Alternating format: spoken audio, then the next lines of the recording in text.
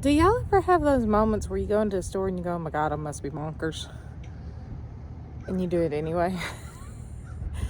Yeah, that was me today. I'll tell you about it here in a sec. Hey y'all, it's Kat from Windmill Farm. So we have a lot of catching up to do. I know it's been a little while since we've made any videos and gotten any videos out. There was a new one got put out yesterday.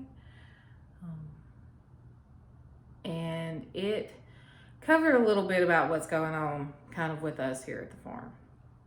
And I use the phrase here at the farm loosely. I mentioned that I'm currently travel nursing. So I am actually in a condo in central Missouri at the present moment. We showed y'all taking some of the animals to new homes. We rehomed our rabbits. Found a lovely, lovely lady to take them. She knows all about fiber animals. She's gonna take really good care of them. Took the goats over to a gentleman who had a large herd, was looking to add a couple more and maybe keep his own buck, which is why he wanted Franz. And we took the chickens over to my parents, to my mom and stepdad. My mother has never had chickens in her life, and right after we took them, I was actually on my way driving back up here, and I got a message from her of, oh my God, they laid an egg. It was still warm when I went and got it. So Mama is thrilled. She's so happy. There will probably be a video coming up of a Mother's Day present for her that everyone should like. It's gonna be early because it's gonna have to be. You'll see when that comes out. So we are currently looking at, because we are still homesteading, but we have kind of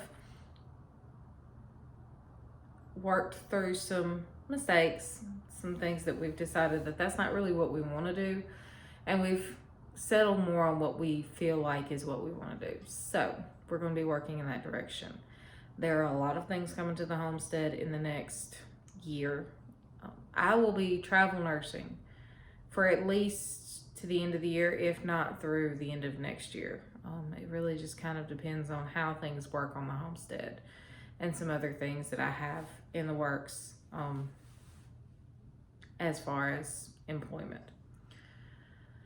We are currently looking at Tamworth Pigs. We have picked out a place in Oklahoma that looks like a really good place. Grizz is going to be going up there and checking out their operation. And so there may be a video from that. There may not. It really depends on how those folks want us to handle it. Excuse me. We are planning on getting back into Nigerian dwarf milk goats. Now here's the thing. We are currently looking for a either bred heifer or a cow-calf pair to add to our Dexters. But we're being very particular in what we get there because we want one who either comes from a milk herd, so she's used to, she's used to people, she's used to being handled. As much as we love Bella, Bella came from a herd that was meant for beef, so they were put out in the field and they were kind of left to their own devices, other than when they came out and checked on them and maybe fed them a little extra. Bella is not a very personable cow. She's getting better. She came up and gave me nose kisses the other day, but she is still not a pet me, love me, get close to me sort of cow. She is going to be one of our foundations of our herd, so long as everything works out well. Dunn is still acts just as much like a calf as he always did. And he, for right now, the plan is he is going to be our foundation bull. But we are looking for one who comes from a milk environment that's going to be used to me wanting to come up, put my hands on them, milk them, that sort of thing. So we have that in the works. We have more fencing in the works. We have a barn in the works. We have a lot of things in the works. A lot of things that take money, hence why I'm here.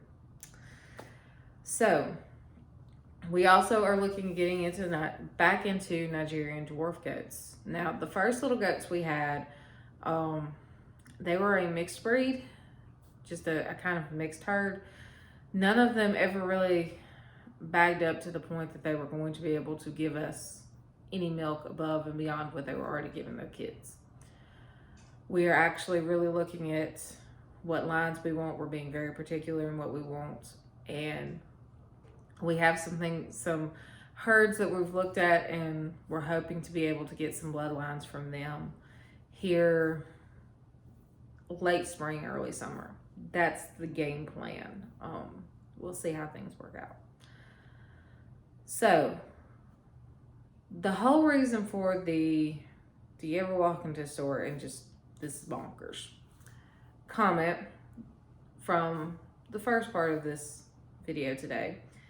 I was at Home Depot the other day. I needed to go pick up some screws to fix a drawer here in the condo. Not necessarily, not because I broke it, but because it was driving me nuts. So while I was in there, I actually made the comment to Grizz via Marco Polo, which is the app that he and I use to talk back and forth a lot, that their garden center was just dead. Of course, now mind you, I'm used to coming from a 7B to an 8AAB further south than what we are here. That is what I'm used to coming to from a garden standpoint. So this time of year, places like Home Depot and stuff, they're starting to get some of their outdoor plants. Bonnie has already started coming around with like the brassica starts. They had none of that up here. So it's a little different up here in Middle Missouri. I have been making the comment that I really needed to work on being able to eat more vegetables. Hi, my name is Kat. I'm a picky eater. And my thing is vegetables. I don't like vegetables. I'll eat most fruits. I will eat sweets all day long. I will eat breads all day long. And there are very few meats that I won't eat. But I'm very much a texture person. If it squishes in my mouth and I feel like it's not supposed to squish, that won't work. It has to feel right in my mouth. And so I'm very weird about that. Take tomatoes. Tomatoes is a great example. I will eat them sun-dried, packed in oil, so long as they're good and chewy and they're not squishy anymore. I will eat ketchup. I will eat pizza sauce, tomato sauce, spaghetti sauce, pasta sauce, all that stuff. I don't like a raw tomato because, one, I don't like a very high acid content. It's why I don't like a lot of fermented foods. I don't like vinegar. I don't like high acid in my food. And they're just, the texture of a raw tomato just doesn't work in my mouth. So I usually don't eat them. When we grew radishes last year, we actually had enough that Grizz could eat them on salads, but we never got around really and truly to putting them in the oven and attempting to roast them. So that is actually, this is the bonkers part. I am in a condo. I have gotten a container. I've gotten seeds. I've gotten soil.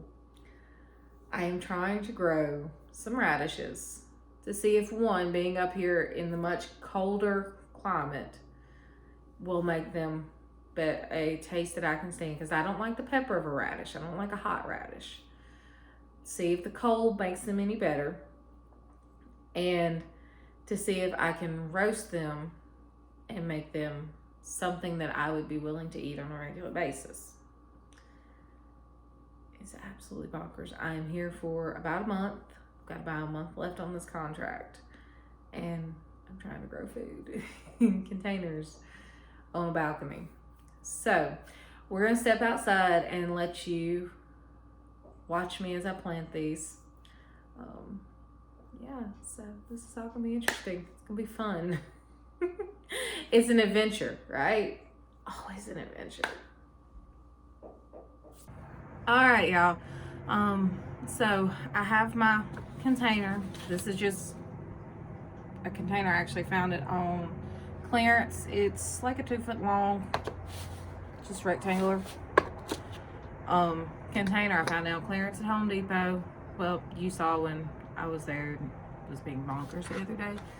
While I was there, if I can find them, I also picked up some radish seeds. These are just French breakfast, Fairy Morse, just general generic. These happen to be organic, but it's because they were the only French breakfast they had. So, not really intending to get organic, but it's what came out. These say 24 days to harvest.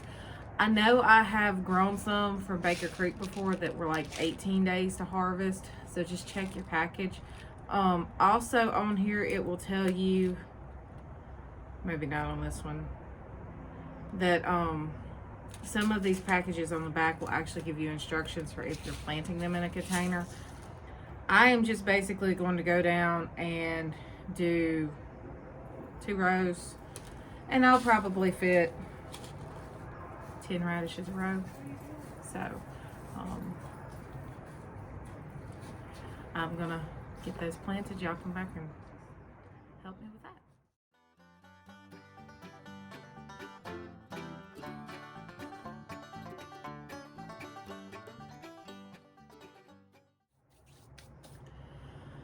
All right, so you just watched me rush through the whole putting the seeds in.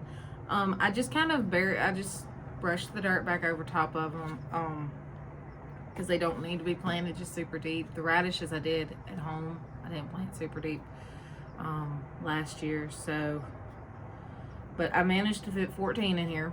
I did pick up some other pots on clearance. I may bring them out here and put some dirt in them and stick a couple of radishes, probably about 4 per pot, or maybe 2 per pot, because they're only like 5.5-inch pots. So I'm hoping it's going to be warm enough for them out here, because I really can't set them in the house, or condo, or whatever you want to call it. So I'm hoping that we'll warm up enough, that we'll get some sun and warm up enough that these things can start to germinate. I am going to go inside and water them, but when I come back with you, we'll be sitting inside and we'll talk some more. All right, y'all, so I came in, I got the water, I got the seeds watered in. I went ahead and grabbed my little pots. I put 3 seeds per pot, so I had 3 pots, so that's 9 more. They should give me like 25 radishes if everything comes up. No, 23. I apologize, my math was off. So we'll see if it works. I may have to go get a clear tote, see if I can find one long enough to fit over that long planter. And I may end up sticking a clear tote over top of them during the day when the sun's out and try to build up some heat. I don't know. I'm gonna wait and see. I've got to look and see what my weather forecast looks like for right now, because I did not do that. We were having highs in the like high 40s, low 50s. So I'm hoping that will be enough to maybe make these things germinate. We'll see. Excuse me. I mean, hey, worst that happens is I've got some, things of dirt sitting out there on the balcony. So, but y'all, I'm going to end this here. If you have any questions or comments, leave them down below. We read every single comment and question we get left, and we try to answer every single one. If you have any suggestions, then hit me up down below. If you've got any experiences as a travel nurse trying to grow your own food and still keep, some dirt under your fingernails, or just traveling in general, not even as a travel nurse. I know the Hollers are a good example, when they were traveling around trying to find their homestead. If, you've got any suggestions on, hey, this is how you grow food while you're living somewhere that isn't yours, then leave it down below. I would love to hear it. If you have any suggestions on maybe things that I can learn to cook, or ways to prepare vegetables that maybe will help me, I'll take those suggestions too. Just leave them all. We'll read them all. Y'all, if you haven't already, make sure you subscribe, hit the little bell, so you should be notified whenever we put out a new video. Y'all, I'm gonna tell you, have a blessed day, and as always, be safe.